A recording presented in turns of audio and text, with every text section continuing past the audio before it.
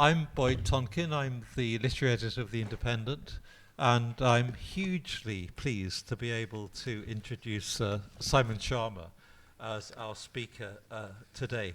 Now, anyone who knows anything about Simon will realize that he always overperforms and overdelivers.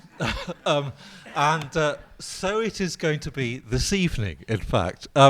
He's going to talk about not one, but two great French women writers, Colette, but also as a sort of contrast and partner to her, Marguerite Yourcenar. So that we have in order, almost making up for the rather sad absence of great French women in the series so far, we are doing our best to make amends with a double helping this evening. I won't intrude too much on our time, but just to say a few words about Simon, and it's curiously, I think, relevant to welcome him here tonight, because Simon, apart from his manifold activities as one of the English-speaking world's leading historians, as a polemicist, as a broadcaster, as an art critic, and as a professor of both history and art history at Columbia University. So, as well as being very much a multimedia public intellectual for the 21st century, I think also takes us back to the role of the historian in the French 19th century, the historian as a man of letters, as someone who was distinguished by his excellence of style as much as by the depth of his knowledge, and who could therefore contribute to public debate and in fact help to shape it. So therefore I think Simon represents a sort of living link with the world of Michelet or Renan and the great Republican tradition of the intellectual as a participant in the life of the city and the life of the state. I don't need to mention all of Simon's books, except to say that one of them, of course, proved to be very unpopular in France, and that's Citizens, his panorama of the revolution, published for the bicentenary in 1989, which really took some Republican myths out of the closet and gave them a pretty good shake, which didn't go down too well in all quarters in France. Before that, his early research was on the Netherlands and the Napoleonic period, which led to the book Patriots and Liberators. Later on, he crossed the boundary between historical narrative and historical fiction with Dead Certainties, which is something that maybe we can talk about in relation to Margaret Yourcenar. His other works include one of my favorites, Landscape and Memory, an incredibly rich and evocative exploration of the nature of place in the European past.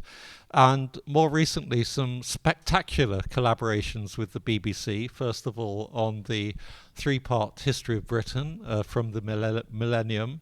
Later, we only saw 3 parts. Yes, it was sort yes, of 15 parts, yes, really. Yes, Boyd nodded off during the rest. That was 3 parts. I have three parts in print. Oh, that's right. Yes.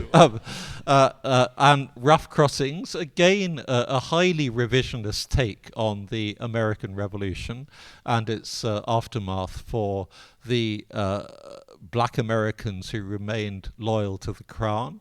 More recently, The Power of Art, and then The American Future. And Simon has asked that I should mention a particular involvement of his at the moment, which is a show at the Whitechapel Gallery, which is his selection from the government art collection, which is called, I think, Travelling Light. It is. Travelling Light, yes, it is. which has just opened, and which, as we were saying, should really be called the People's Art Collection, because these are works of art that we have paid for, and so now, thanks to Simon, we have a chance to see some of them.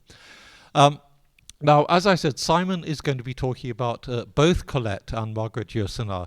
And I wondered, first of all, Simon, how this unlikely or maybe not so improbable pairing first presented itself to you. Well, I was going to say, as we as we said earlier on, actually, this series is called French Passions, and it strikes me that the French passions that are most fun are seldom monogamous, actually. So, in my limited experience, of course, actually. But I was all set to, because as I want to say a bit in a little bit, Boyd, that Colette meant a lot to me when I was a lot younger, particularly discovering Claudine à l'école, Claudine at school, and the whole Claudine series were sort of revelatory to me, even though I think in the end people are quite right to think that's not necessarily the greatest thing she did. So I was all set to sort of revisit, and I was rereading Colette in this extraordinary kind of exuberant, constant champagne-like style, this sort of gorgeous, fragrant impertinence that she has all the time that's incredibly enticing, as it was to me when I guess I read Claudine à l'école when I was still à l'école at about 18 or something. And then, actually, I was doing something. Have you started to do this, young Tonkin? I'm actually getting rid of books. I shouldn't really even admit this.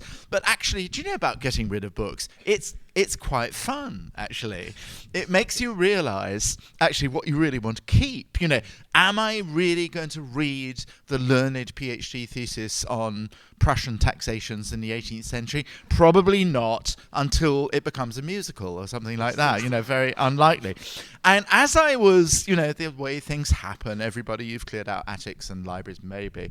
Literally, a book fell on me, actually grazing me lightly, as if it was a kind of, forgotten aunt reminding me. And it was the Memoirs of Hadrian, the Memoirs d'Adrien. And it opened itself at this page, and I picked it up, needing a break from all the kind of the dust-laden volumes. And this is what it said. On summer nights, he, which is Hadrian's grandfather, I think it's grandfather and father, yes, it's his grandfather, Mariolus, who's an astronomer, took me with him to study the sky from the top of a barren hill. I used to fall asleep in a furrow, tired out from counting meteors. He would stay sitting, gazing upward, turning imperceptibly with the stars. He must have known the systems of Philolaus and of Hipparchus and that of Aristarchus of Samos, which was my choice in later years, but these speculations had ceased to interest him. For him, the stars were fiery points in the heavens, objects akin to the stones and slow-moving insects, from which he drew portents, constituent parts of a magic universe in which were combined the will of the gods, the influence of the demons, and the lot apportioned to men. And I thought, I've forgotten about this book. I've forgotten about the trance this book cast me into. I've forgotten about how much it spoke to the imaginative boundary, problematic, as you implied, between fiction and non-fiction. I haven't forgotten about Margaret Yourcenar, but she'd become a kind of label of admiration rather than someone I carried around inside me. So I started, and have you had this experience? Have you ever had this? You're in love, right? And you swear undying loyalty. And it actually happened to me, and in my case, long time ago, everybody, so don't start Googling it, because you won't find it, or phoning, the hackers of the Murdoch organization, because they're not going to know either. Very long time ago, I was totally in love, absolutely madly in love. And we had to split up. She was American, I wasn't. And we wrote and you typed every day, single space, okay? Totally in love. She was going to come back at the end of her last year at Swarthmore College. And then one evening, I kind of walked into a room, very bizarrely, actually, a Carlton Club, young Tories, not my usual kind.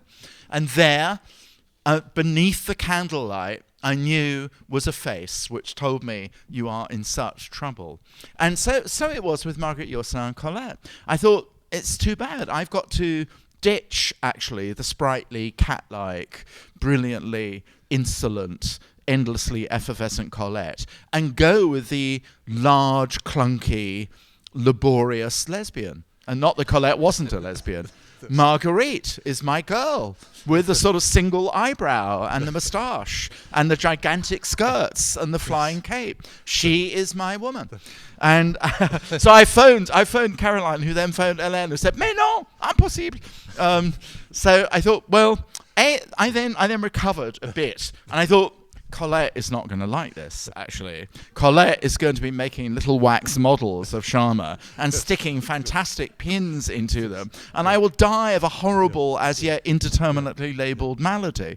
So I somehow have to bring these girls together. So what we have is a kind of triangle, a sort of threesome, me, Colette, and Marguerite.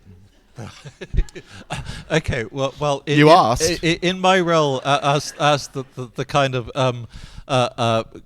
quizmaster or host of some sort of demonic game show where you have to triangulate literary figures. If we were to begin, apart from being French women writers, right, they are both in some sense sexual outsiders. Yes, they are. And they are. Is this significant, or is it merely a vulgar biographical detail of the sort that should not detain the serious reader? Well, I think actually, and you're absolutely right about that. Colette is bisexual, and it's never quite clear whose experience. One thing is, I think, true, absolutely true of Colette, but until you contradict me, and I'll listen, is that people have always complained about Colette's men being either bullies in the shape of her first husband, Villy, who turns up as, as the horrible Renaud in Claudine Married, or they're kind of pathetic mother's boys, really, like Chéri, and like Alain, even more pathetic in the amazing La Chatte. Whereas actually, Margaret Yourcenar doesn't write about women very much. She does write about women a bit, but she's actually more interested in men. But I wanted to say that, why is this the first night, extraordinarily, that this entire series has actually bothered to deal with women writers in France at all? Hello, Simone de Beauvoir, Marguerite Duras, and so on. But these are why I thought it was not totally outrageous for you, lovely audience, for us to try and talk about the two of them, is that these women who made their own literary career. If you think about actually what's happening in England in the 19th century, there's a sort of a parallelism, between George Sand and George Eliot. Just in the kind of identities they assume very different kinds of intellectual company, but essentially it's the company of men in both those cases who ordain them. Yes, and the pseudonym tells it. Yeah, the pseudonym does absolutely tell you. Yes. Or Jane Austen, too terrified to publish under her own name. The Brontes under the influence of Daddy and the sacred. These two really, particularly in Colette's case. Audience, you probably know this, that the Claudine novels, the first two anyway, come out under her horrible husband's name, who basically was a prolific journalist and essay writer who specialized in stealing other people's work and actually essentially colonized his wife's work under his own name. So when she liberates herself as a woman writer, she really does exactly that.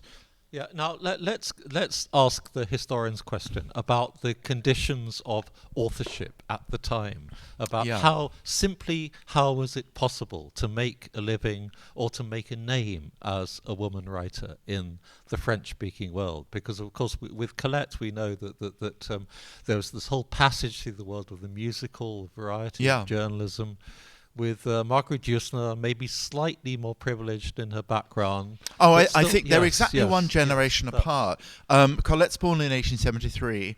Margaret Yourcenar's born exactly 30 years later. That's a momentous change, not least because of the First World War, which happens by the time Margaret Yourcenar publishes. They're both very, very precocious writers and are published very early. Margaret Yourcenar is encouraged by, and they're fixated on parent figures. In Colette's case, her mother. In Margaret Yourcenar's, her father. Her mother actually dies more or less. Margaret Yourcenar's mother more or less dies in childbirth. It was much more possible, I think. A sort of Virginia Woolf period of modernism had sort of happened even in France. Colette. It's hard to know because women are publishing journalism, as I understand it, at the end of the 19th century. But if you think about, they appear, Berthe Morisot, painter if you're lucky. You appear famously as a famous dancer, Avril, and so on, with Toulouse-Lautrec. And Colette, whether it was her beastly husband, whose real name is Henri Gauthier Villard, who was Villy, or whether or not she herself had less of a kind of ferocious vocation than Marguerite Yourcenar certainly did. She, I think, is told by Villy, by Gauthier Villard, that she should be a writer, so they can both make money together. And in the act of writing, she discovers, why am I doing that? Why am I doing this for him? Actually, Marguerite Yourcenar, on the contrary, were always wanted to be a writer. It was absolutely a vocation from childhood. And there's a rather lovely story, which is also true, of shared authorship. You probably know this. And I didn't bring this book, which is a bit annoying. If it's in paperback, everybody out there, there is a little tiny thing of 3 tiny stories called A Story in Blue. I think it's literally Conte Bleu, and it has in it a story called Le Premier Soir, the first evening, which is about a sort of catastrophic honeymoon night on a train between a young husband and wife, very much more Colette's kind of thing than Marguerite Yourcenar's. And it was actually written mostly by Marguerite Yourcenar's daddy, Michel. And instead, it was just the opposite from Villy stealing Colette's work. Michel said, why don't you publish this? Because, darling, you're a better writer than I am. Can you please improve it? And please publish it under your own name. Yeah. And she did. And that's the leap of the generation. One stolen from, one gifted by her nervously dilettante daddy. Yeah, and therefore with completely different ideas of, as it were, the vocation of literature. Yeah. In Colette's case, coming out of this demi-monde of entertainment, of performance, at the end of the Belle Epoque, this rather rackety and definitely not respectable world. Right. But for Marguerite Yourcenar, that sense that you could make it on your own terms and retain your dignity while doing that's so. absolutely true. But here's the thing that is... it's not a blessing, it's not a curse, but it is actually a kind of determining thing for both of them. In some ways, one shouldn't really say this, because Colette went through a lot, actually, to sort of battle to her fame and celebrity, which then she spectacularly exploits. You know, there's a Colette hair pomade, there's Colette perfume and so on. She loves all that. She's a celeb author, but she has to kind of fight for it. In some ways, you know, what we love about Colette, those of you who haven't read her, but I think a lot of you probably have, is precisely the kind of brilliance of the nail polish, the sort of sense of do I put on perfume after a very heavy night before, or don't I? The sort of sense in which she is part of, you know, La Vagabonde is about her life on the stage. The sense in which the tawdriness makes her fantastically accessible. Marguerite Yourcenar, told and loving to learn Greek by daddy, as well as like 6 other languages before she's 15, is relentlessly high-minded. She can write about lowlife, and does in Œuvre Noire and in, you know, An Obscure Man. But you always have the sense with Marguerite Yourcenar, a little bit, at the very highest level, she's slumming. You know, Colette is not from the kind of world that Edith Piaf came from, but nor is she from Belles Lettres, really. And, you know, she's praised by Gide, and she's sort of praised by François Marillac. And I always think that's why Marguerite Yourcenar is the first woman academician, and not Colette, even though people want it, because Colette smells a little of orchids that are gone off, and that's why we actually love her. That's why we really love her. She's of stale flesh. Love stale flesh. I think I like it better than fresh flesh. I'm amazed I can even say that, actually. You mentioned the theatrical, the vaudevillian elements of Colette, but and this wonderful attention to the surfaces of things, to how things look and smell. But there is a kind of metaphysic of that. It's the profundity of the surface, the sense that there's no point in digging deeper than what appears. Because, no, but you're spot on, and I think it's beautiful and it recurs in all the great works. It occurs in La Charte, it recurs in Chéri, in Blé en Herbe. It's about nature. It's about the countryside, which is gorgeously. I mean, that's what completely electrified me, as well as the kind of feisty, girly adolescent stuff in Claudine à l'école, which is much the best of the three in my view. And it's because actually the burgeoning of nature, flowers doing unspeakable things under trees, insects that are themselves like can-can dancers, her sense of the immense performance of nature that she gets as a child. And it comes back in Maison de Claudine, which she wrote much later in the 1920s about revisiting childhood. Margaret Yourcenar is fantastic at describing the operation of the senses. They have that in common. But I mean, Colette is the ultimate repudiation of Rousseau, in which nature is intellectualized and made into a kind of moral, political position. Colette kind of drowns in nature, and therefore it stays and clings when she goes to Paris and when she's stuck with this world of kind of raddled courtesans. That's the only metaphysics. So it's more like pantheism, would you not say? Yeah. It's more like kind of the god. There's a suggestion in the Judith Thurman biography that there's a very suggestive paragraph where she says that Colette inherited from her mother a sense of life as a struggle between predators and prey.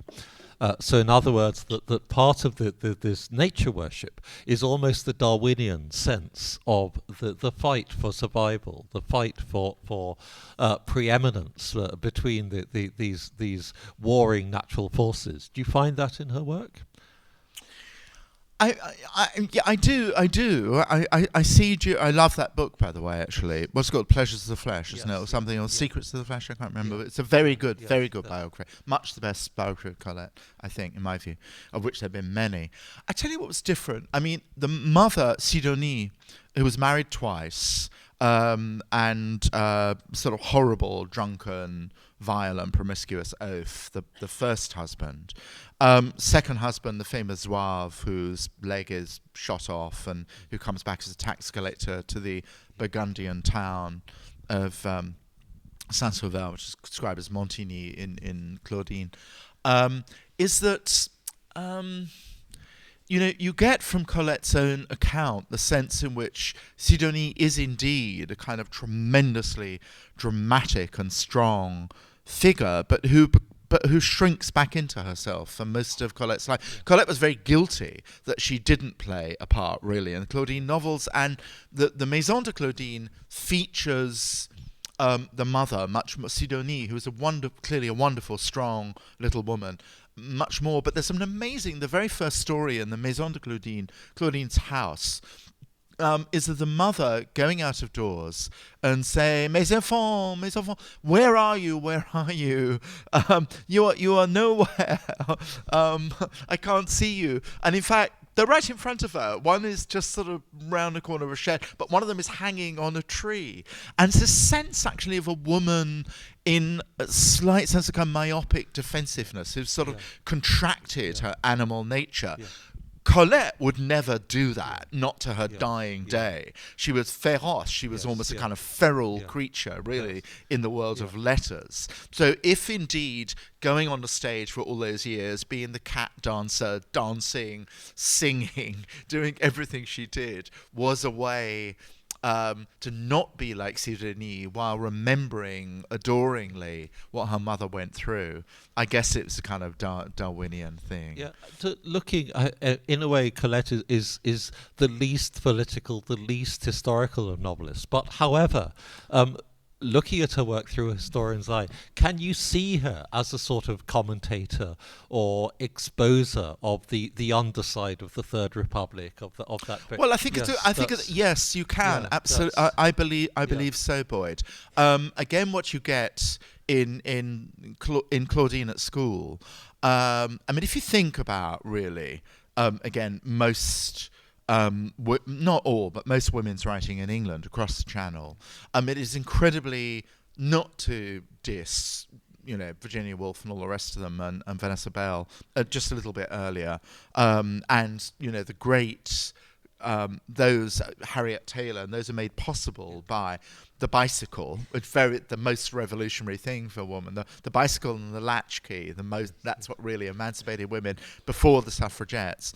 Nonetheless, most of the presence they have in literature is not quite so joyously feisty. And if you think about kind of books about school. In England, there's a slightly depressing line, help, don't attack me everybody, between Tom Brown's School Days, Billy Bunter, and Hogwarts. First of all, it's all boys, really. You let Hermione in. Yeah. But it's all kind of, jolly, yaroo, tuck shop sort of stuff. Claudine at school is what us boys, when we were 11 or 12, always wondered about girls. Their sense of kind of fantastically sexy cruelty, their sense of never shutting up, their sense of having all sorts of secrets about sex and about life that we as kind of clod-hopping teenagers would never quite get. And what you actually get in Claudine, I don't think you get in any other literature until you get to the first volume of Claudine, is this explosive, knowing, precocious knowledge, really, about the rumbustious, the fearless rumbustious in this tiny town in the Burgundian countryside. And you feel it's all kind of, what will happen with the modernist generation in France is just really coming to the boil. So it is kind of historical document in that way. And I don't want to tie it too naively to your own work, but going back to Citizens, not sorry to labour the point, and the way there you excavated as it were the lost women of the revolution. Oh, thank you. Yeah. And is Colette in some sense an inheritor of those? I hadn't thought of it like that at all, but it is quite true that women in the French Revolution were capitalised by the Jacobins, as it's a very weird thing that it promised a sort of, it was a kiss sent out that you're now equal co-citoyen, citoyen, citoyenne. On the other hand, there was nothing more puritanically domestic than official Jacobin ideology. Your job was to be a good mother, to breed, to breastfeed, and to support the men. And the women, like Olympe de Gouges and Théroigne de Méricourt and the rest of them, were sort of punished brutally by the revolution for being uncontrollable. So in that sense, I think Colette is part of the granddaughters, actually, of the late 19th century. That's probably right, finding their own voice. And is this perhaps the moment to make the link with Yourcenar, in the sense that whatever their differences, they're both incredibly concerned with what you might call the phenomenology of power, how power is exercised either very, very intimately within a relationship, or with Yourcenar all the way up to how you manage a global empire.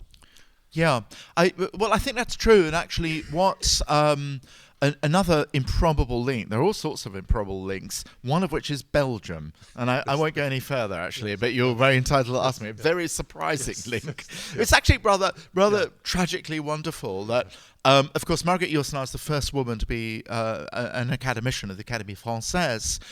Colette was denied it, and I think it's partly to do with the years of La Vagabonde and so on, and her sense of being a kind of celebrity commodity, despite being loved by the likes of Gide and even François Mauriac, scary figure, as well. But she's denied it, but she immediately gets the same award from the Académie des Lettres, or whatever it's called, de Belgique, and she's very happy to do it. She doesn't think it's a joke at all. Both of them also have, Colette has a Belgian great-grandmother or grandmother, I think, on Sidonie's side, and of course, Yourcenar's an anagram of Crayencourt, which is an old, broken-down aristocratic family on the border of French Flanders and France, and also spent time in Belgium. There's that element in it. I don't quite remember. How does one wander into Belgium by an unhappy accident, possibly? Actually, no. But about power. What is absolutely true is that another thing that both of them share, apart from Belgium, is the sense that the erotic life, the life of the senses, plays a huge part actually in public life, in the structuring of power, whether it's power within a marriage or power within a coterie of friends.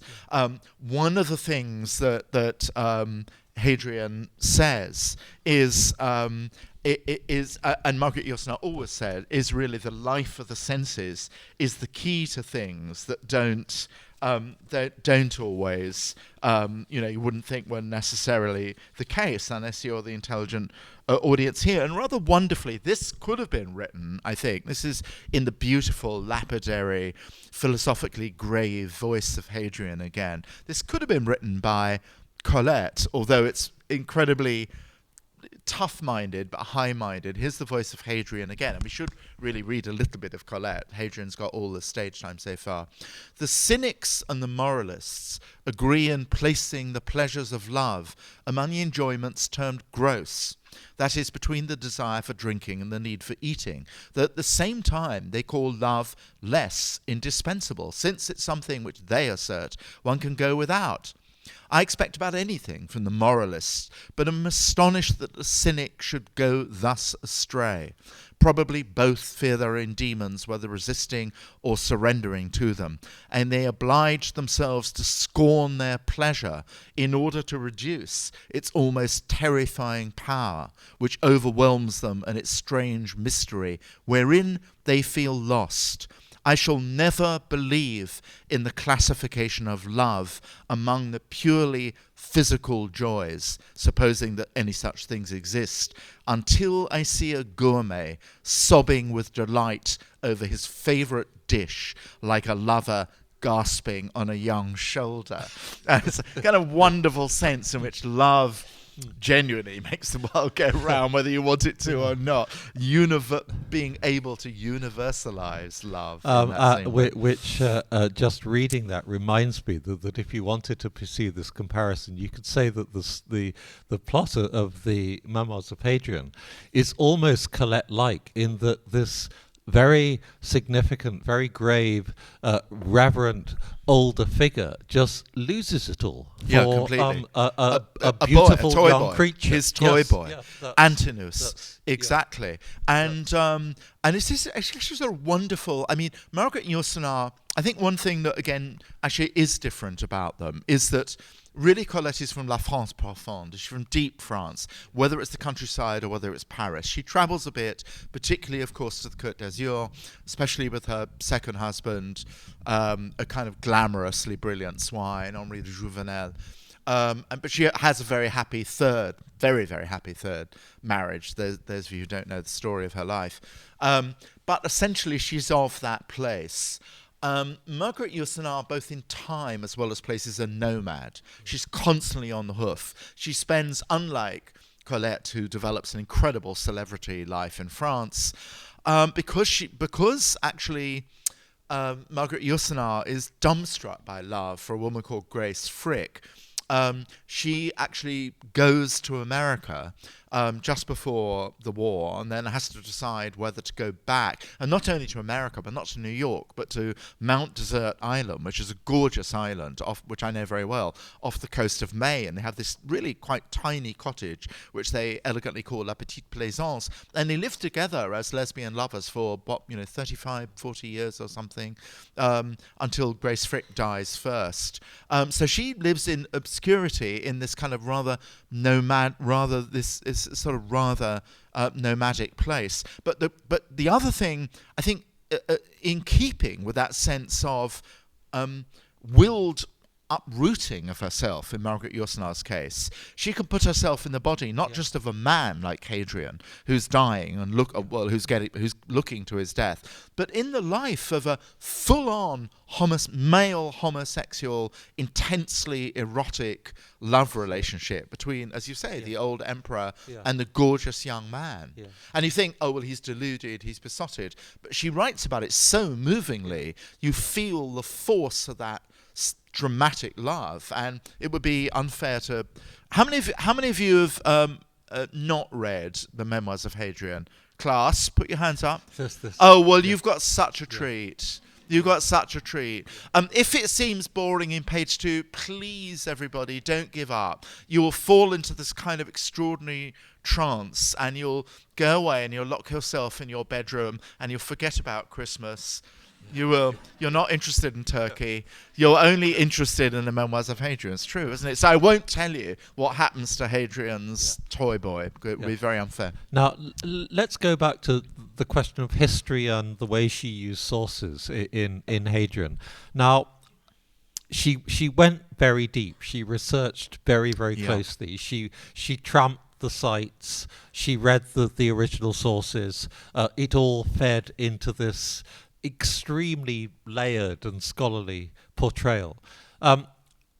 Does that detract in any way from the sense of inspiration behind the book, or does it add to the overall impact? She does what really great historians do, and there is a difference between historical fiction and history. When you start inventing anything, you're doing historical fiction. There's nothing to be ashamed of. It's extraordinary, but I was actually deputed for my sins to run a panel, the New Yorker Festival, a couple of years ago.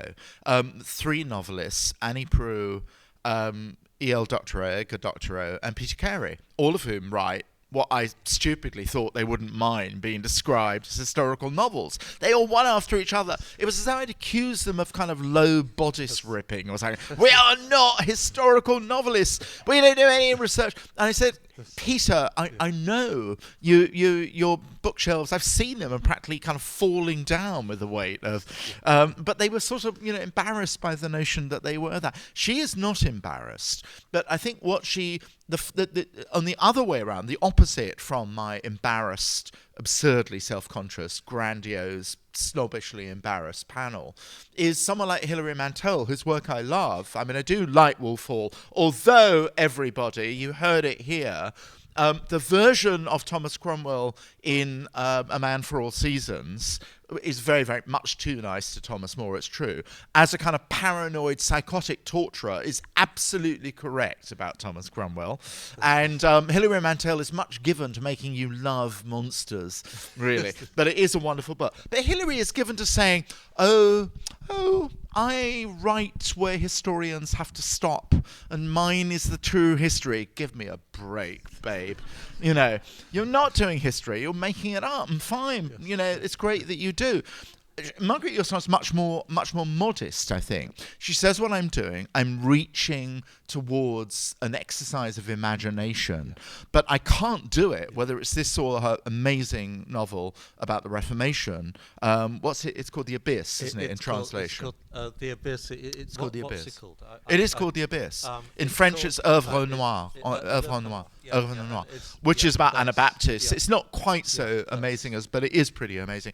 She did huge amount of research, and the answer to your question is that then it's deployed in the most kind of graceful and elegant. What she does in both those cases is sort of inhabit the world, so that really, I mean, maybe that was a good thing about being, out there with the cormorants and the seals and the scary lesbian partner. And in that she really could utterly inhabit. You know the story about how Hadrian came to be finished? Do you not know this story? No. Oh, it's fantastic. It's worth telling. She writes it, and I would say again, the difference, one of the differences between Colette is that Colette wrote, and she wrote, the greatest things are quite small, and they're written in this kind of torrent of hot impulse, and they have that wonderful sense of just steaming out of the bath tap, really. Margaret Yourcenar picks and comes back and revises and tears off scabs and then heals them over and writes relentless, massive research. So she's writing most of, not just doing the research, but writing. God, I think it was sort of between about 1929 and 1935, 6 years of stuff, many different versions. But then she indeed is trapped by the European situation, decides to stay in America, has to leave stuff behind. I think there were a couple of trunks in Lausanne. One of the trunks doesn't arrive back in her island in mid-Maine until 1949, or I think it was 1948. And a lot of it is personal letters of stuff that were sort of inconsequential to her, and there's a roaring fire going to keep you alive in March in Maine. And she's tossing, as she describes it, letters into, and she comes on a letter which begins, Mon cher Marc, my dear Mark. And she thinks, who was Mark in the 1930s? I can't remember who.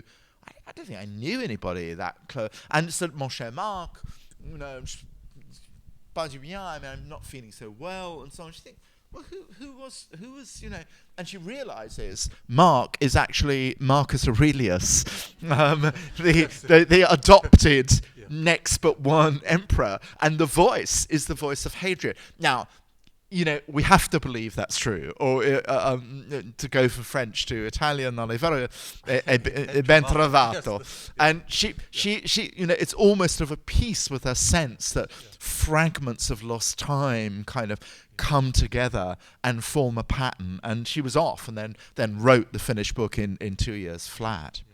But I think it's a wonderful, in some sense. You know, there are straight historians, as it were, by which I don't mean not gay historians. I mean like Garrett Mattingly. I think what a lot of the historians I most admire are people who really just ingest vast quantities. It is almost a physical thing. And you go around until the kind of research possesses you. I felt that very much with Rough Crossings. I did feel it with Citizens, but very much with Rough Crossings, because such a lot of it were diaries, that I was sort of somehow weirdly would wake up in the middle of the night and not exactly reach for my wig or something, but you know, I was indeed part of a different world. And then you just sort of let it. You sort of kind of literary exorcism. So it's a kind of mediumship. It's exactly, exactly. And she does that, and great historians do it, I think. Yeah. And before, I think we should have some questions, but just one final point of comparison. Oh, I've got to read a little bit from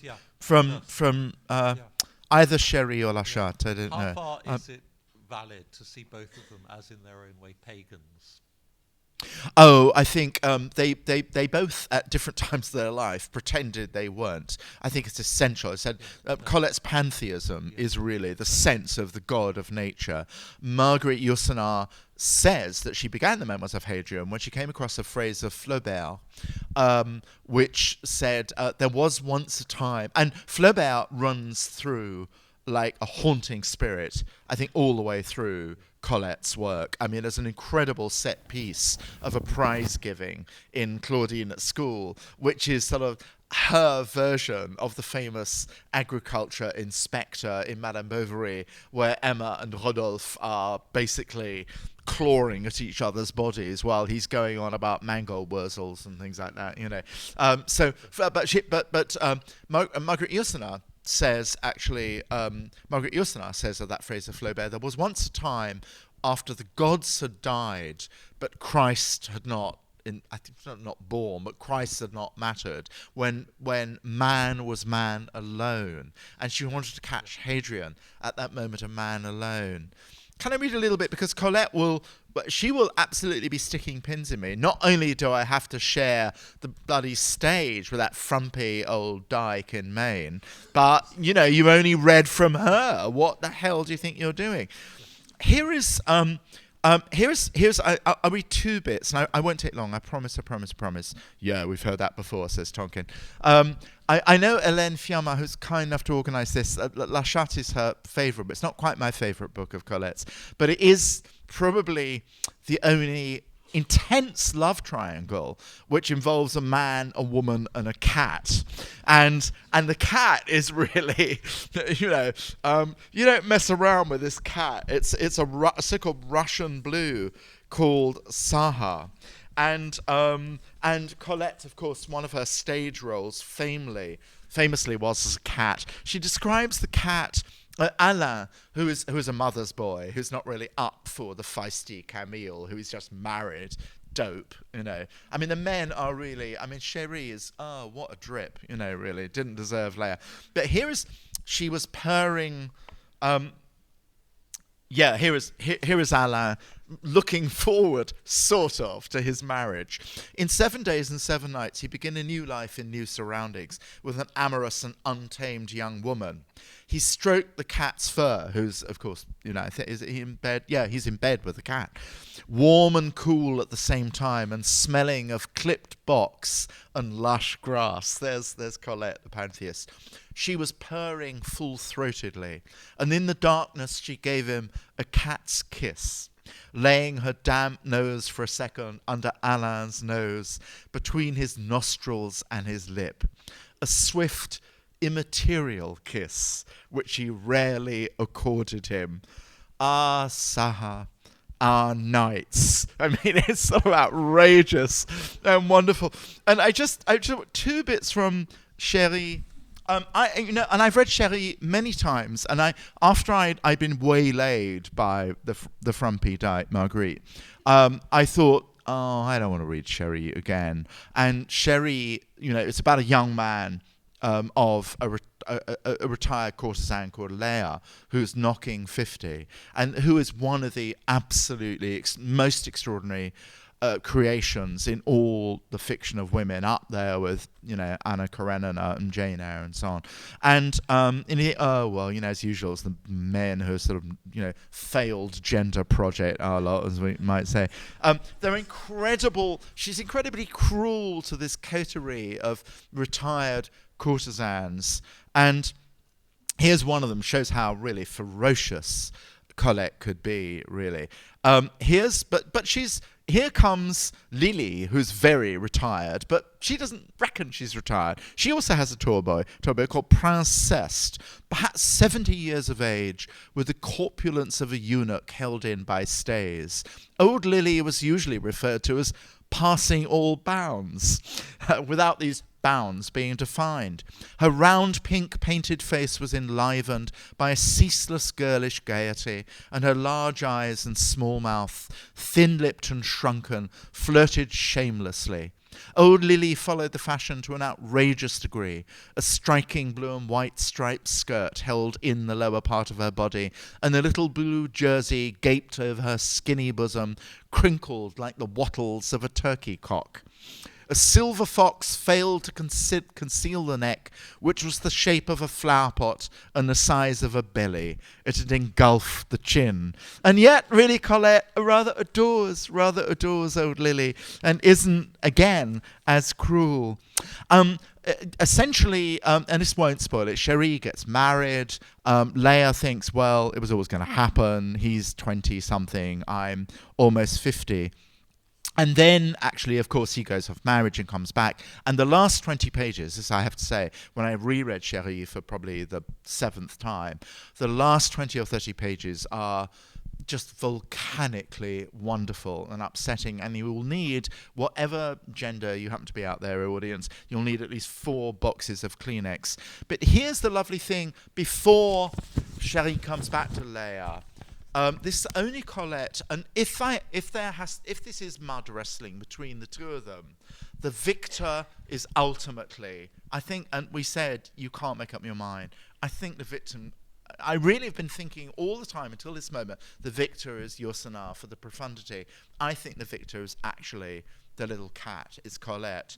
Here's what she says when she's thinking of maybe he'll come back, maybe he won't.